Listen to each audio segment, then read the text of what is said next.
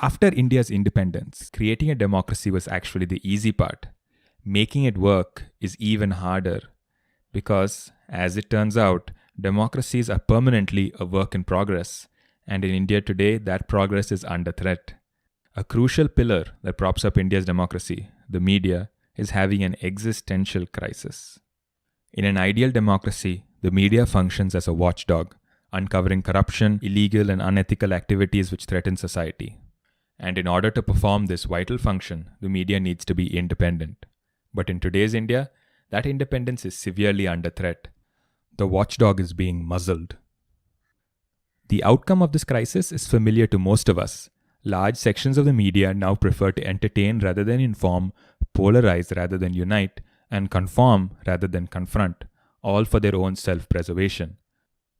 The primary purpose of the news is no longer to ask tough questions. It's to get clicks and TRPs, in which case it's much easier to just have a controversial opinion than to actually address the complex needs of the public.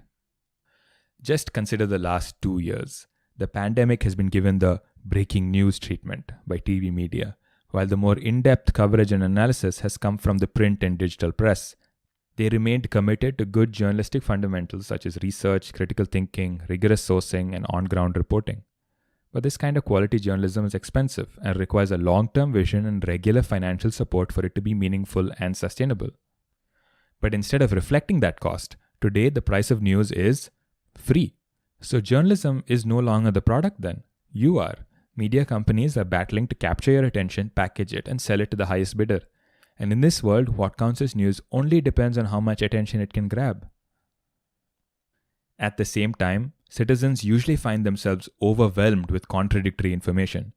Social media allows for information to travel much faster than ever before, but misinformation travels much, much faster. In the middle of all this noise, it's hard to know who to trust. Faced with this reality, most people just give up on figuring out the truth and start believing in whatever is convenient. And that's the real tragedy. While the media circus can be easy to dismiss, it's having a real tangible effect on our ability to function as a stable democracy. Study after study has shown that when the media stops reporting, corruption goes up, and so does polarization. Our society is deeply divided today, and that's down to the information the media is feeding us. Basically, when the media is allowed to fail, we get a world that is less safe for people and businesses. The solution is simple. Journalism needs to go back to being a public service. How we get there might be complicated, but that's where the Independent and Public-Spirited Media Foundation comes in. IPSMF believes that an independent media is the cornerstone of a well-functioning democracy, and digital media is where they can have the greatest effect. Since 2016, the foundation has committed over 80 crore rupees in funding to more than 40 digital media outlets, including several path-breaking and award-winning ventures, often in niche subjects or undercovered areas.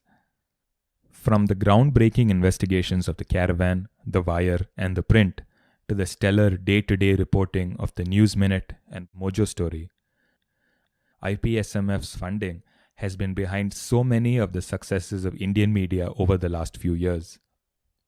It has enabled the tireless fact-checking of alt news and deep dives into areas like technology, business, law, economics, environment, and so on. Through these and Indian language media like Khabar Lahariya in Hindi, Dhool News in Malayalam, or Max Maharashtra in Marathi, IPSMF-funded journalism reaches more than 80 million people. In addition to funding, the Foundation's executive team has provided grantees with invaluable guidance to improve governance, identify alternate sources of funding and revenue, and learn best practices from each other. The Foundation's funding is generally spread over a 3-year period. Over this time, grantees work to bolster their regular revenue streams and achieve sustainability.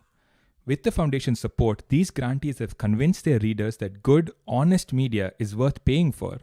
Last year alone, grantee publications raised Rs 26 crore from reader funding. This is a cultural transformation in the digital media ecosystem and is an achievement that will pay dividends for Indian democracy for years to come. But IPSMF's mission isn't done. Originally started with the help of some of India's leading business leaders, the foundation needs to step up its funding activities because pressure on the media to conform has only grown.